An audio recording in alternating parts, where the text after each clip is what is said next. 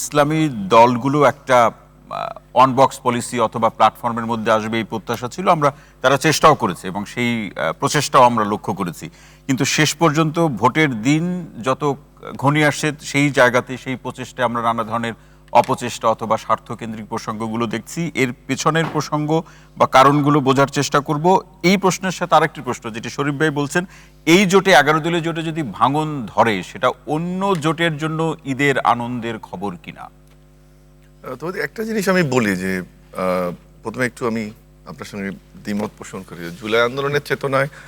ধর্মভিত্তিক দলগুলো একসাথে হবে, এটা বোধহয় জুলাই আন্দোলনের চেতনায় আমি বলছি 5ই আগস্টের পরে এটা মানুষের বোধহয় ছিল না, যারা এখানে যুক্ত হয়েছে তাদের বিষয় হতে পারে, কিন্তু জুলাই আন্দোলনে তো নিশ্চয়ই এটা এজেন্ডা ছিল না ধর্মভিত্তিক দলগুলো একসাথে হবে। এবং যখন ধর্মভিত্তিক দলগুলো একসাথে হচ্ছে তখন তাদের মধ্যে যে বিভেদ আমরা দেখেছি, মত পার্থক্য, শব্দটা আমি বিভেদ বলার জন্য দুঃখিত, মত পার্থক্য দেখেছি, সেগুলো যখন কমে আসছিল সেখানে শরীফ ভাই ঠিকই বলেছেন যে এটার মূলে যে ক্ষমতা বা ক্ষমতা যাওয়ার যে রাজনীতি সেটি প্রতীত হয়েছে। দুটো ছোট্ট উদাহরণ আপনাকে আমি দিই যে আদর্শিক দিক থেকে এই দলগুলো ভিন্ন ছিল। জামাতের যে আদর্শ সেটাকে আমরা রেসপেক্ট করি, কিন্তু আপনি এবং হিন্দুদের যে ইনক্লুশন সেটাও একটা ভালো দিক, এটা হয়তো ওনারা আরো ভালো ব্যাখ্যা দিবেন যে সেটা কি, অনেকদিন থেকে আমরা আলোচনা করছি।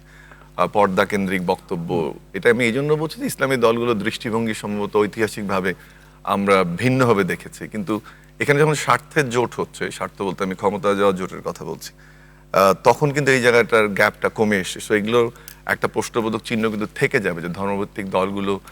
তাদের আলাদা আলাদাভাবে, যেটা হেলাল ভাই বললেন যে আলাদা আলাদাভাবে যেভাবে প্রচারণা করেছে ধর্মকে, ভিন্ন দৃষ্টিভঙ্গি ছিল, রিচুয়ালের জায়গাটা সেম কিন্তু প্র্যাকটিসের জায়গাটা ডিফারেন্ট ছিল,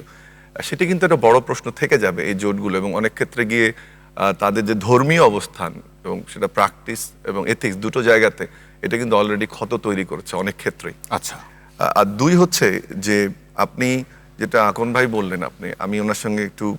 জাস্ট একটা জিনিস উল্লেখ করতে চাই। আপনি স্বাধীনতার আকাঙ্ক্ষার কথা যখন বলছেন এবং জামাত ইসলামের সঙ্গে জোট করছেন, প্রশ্নটার উত্তর নিশ্চয়ই একজন ভোটার হিসেবে আমি চাইতেই পারি সে জায়গাটা আকাঙ্ক্ষার শুরুতেই বা গোড়াতে একটা প্রশ্ন থেকে যায় কিনা, সেটা নিশ্চয়ই আপনি আলোচনার পরের অংশে এটা আরো বলবেন। আরেকটা হচ্ছে যে সংখ্যাটার কথা আমরা বলছি, আকন ভাই যেটা বললেন যে খুব বেশি হেরফের হবে কিনা, সেটা আমার ব্যক্তিগত মতামত হচ্ছে সেখানে হেরফের হবে, কারণ এক বক্সে ভোট টানতে পারলে অবশ্যই একটা ভালো অবস্থান করা যাবে বা ক্ষমতায় যাওয়া যাবে, এমপি হওয়া যাবে, সংসদের রিপ্রেজেন্টেশন বাড়বে, সেটা তো মুখ্য উদ্দেশ্য ছিল। যদি এটা ভেঙে যায় সেটা অবশ্যই ভোটের মাঠে একটা বড় ইফেক্ট করবে বলে আমি মনে করি। আরেকটা হচ্ছে যে আদর্শিক দিক থেকে যদি আমরা দেখি, দুটো জোট বৃহত্তর, একটা বাম জোটও একটা আছে, এই তিনটা জোটকে যদি বাম জোট তো ডিফাইন করা, আর যদি দুটো জোটের রূপরেখা আপনি দেখেন সেখানে কিন্তু অনেক ছাড় এক ধরনের এই হেলাল ভাইদের যে জোট সেটা দিয়েছে। কারণ আপনি যখন ধরে নেই যে স্বাধীনতার অবস্থানের বাইরে গিয়েও যারা খুব ওনাদের দিক থেকে হয়তো পজিটিভ ভাবছেন, কিন্তু যে 2-3 জন অ্যাক্টিভ বা মুক্তিযোদ্ধাকে ওনারা ভিড়িয়েছেন তাদের যে পুরাতন বক্তব্য, এত বড় ছাড় দিয়ে যখন জোটে যাচ্ছে সেটা ক্ষমতায় যাওয়ার জন্য, এবং যদি এটা ভেঙে যায় তাহলে ডেফিনেটলি একটা মনক্ষুণ্ণ হওয়া যেমন একটা বিষয়, আবার ভোটের রাজনীতিতে এটা বড় ইম্প্যাক্ট করবে, একটা প্রভাব পড়ে। অন্য জোটগুলোর জন্য এটা কি কোনো আনন্দের খবর হতে পারে? না, আনন্দের খবরটা সেটা তো এখনো তো যেহেতু নিঃশেষ হয়ে যায়, যদি ভেঙে যায়, আমরা যদি রেখেই বলছি সেটা তো অবশ্যই, মানে আনন্দের কতটা ঈদের মতো হবে কিনা, কারণ ভোটের মাঠে যদি এখনো সমীকরণ দেখি আমরা তো কেউই বলতে পারি না যে ভোটের ফলাফল কি হবে। যে জরিপগুলো হচ্ছে মোটা দাগে, যেগুলো প্রত্যেকটি দল থেকে আলাদাভাবে ফাইন্যান্স করা হচ্ছে, এইসব জরিপের ম্যাথোলজি নিয়ে আপনিও প্রশ্ন করতে পারেন, আমিও করতে পারি, যে কেউ করতে পারি, কিন্তু মোটা দাগে কিন্তু আপনি জোটে যাওয়ার পরেও এই জোটের যে আসন ভিত্তিক ওভারঅল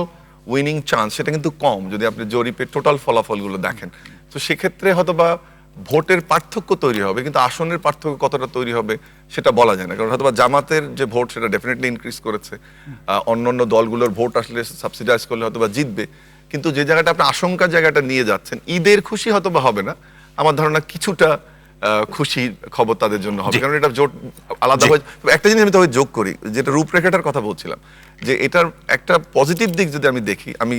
মানে আমরা যেমন দোয়া করবো they should have together, but একটা জিনিস ঠিক যে যেভাবে রূপরেখাটা দাঁড়াচ্ছিল, যে যেখান থেকে পারি ধরে এনে আদর্শিক জায়গায় ছাড় দিয়ে, সব জায়গায় ছাড় দিয়ে ক্ষমতা যাওয়ার জন্য জোট, এবং ডেফিনেশনটা যদি ডিফাইন করি আমরা, যেটা গণতান্ত্রিক উদার গণতান্ত্রিক জোটের একটা চেহারা, আবার একটা ধর্মভিত্তিক কোনো কোনো ক্ষেত্রে, আমি সব ক্ষেত্রে বলবো না, পশ্চাৎপদ চিন্তারও একটা বিষয় ছিল, সেটা যদি আলাদা হয়ে ধর্মীয় দলগুলো তাদের আদর্শিক জায়গায় ভালো থাকবে, ছাড় দিতে হবে না, সেটা আবার হয়তোবা ক্ষমতায় যাওয়ার জন্য সাময়িক যে ক্ষতি সেটা না পুষিয়ে বরং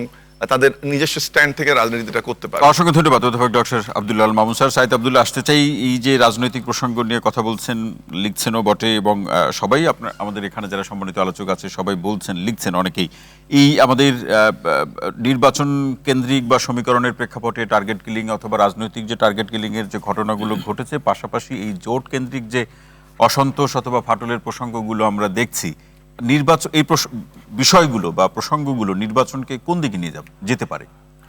ধন্যবাদ আপনাকে, আমার সম্মানিত অভিজ্ঞ সহালোচক যারা আছেন এবং আরটিভির দর্শক যারা আছেন, যারা দেখছেন, অনেকগুলো প্রশ্নই করলেন, প্রত্যেকটা প্রশ্নের উত্তরেই যাব। জাস্ট আমি ছোট্ট করে একটা বলে উত্তর দেওয়াটা জরুরি। আমাদের ইসলামী আন্দোলনের ভাইজান একটা কথা বলেছিলেন যে এই যে 54 বছরে সম্ভবত কোনো ভালো নির্বাচন বাংলাদেশে হয় নাই। সো আমি শ্রদ্ধার সাথে এই ব্যাপার, ভালো নির্বাচন হয় নাই, যা হয়েছে কিন্তু তার গ্রহণযোগ্যতা পায় নাই, স্থিতিশীলতা আসে নাই। 91-96 ছিল, 91 যে নির্বাচনটা হইলো, আওয়ামী লীগ বললো যে সূক্ষ্ম কারচুপি হয়েছে, 96 যেটা হইলো মোটামুটি ভালো, বিএনপি বলে এখানে স্থূল কারচুপি হয়েছে। কাজে এখানে দুইটা নির্বাচনে ভালো হয়েছে কিন্তু তার প্রাতিষ্ঠানিক কোনো রূপ পায় নাই, এর থেকে ভালো মানুষ ভোগ করে। ঠিক আছে, জাস্ট আমি এটা বলছি, ধরেন যে একটা খেলা হলো, খেলার পরে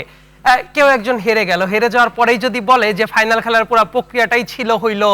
আনফেয়ার, আমার কাছে মনে হয় কি বাংলাদেশে যেহেতু অনেকগুলা একদম ব্র্যান্ডেড বাজে ইলেকশন হয়েছে, সো আমরা যদি ওইগুলাকে সিঙ্গেল আউট না করে অ্যাজ এ হোল 54 বছরের ইলেকশনটাকে একই লেভেলে নিয়ে যাই, তাইলে যেটা মনে হবে যে 1979 সালের ফেব্রুয়ারি মাসের যে ইলেকশন ছিল, অথবা 1991 সালের ফেব্রুয়ারি মাসের যে ইলেকশন ছিল, ইভেন 2001 সালের ইলেকশন, আবার কম্পারেটিভলি অনেকে যদি টানে যে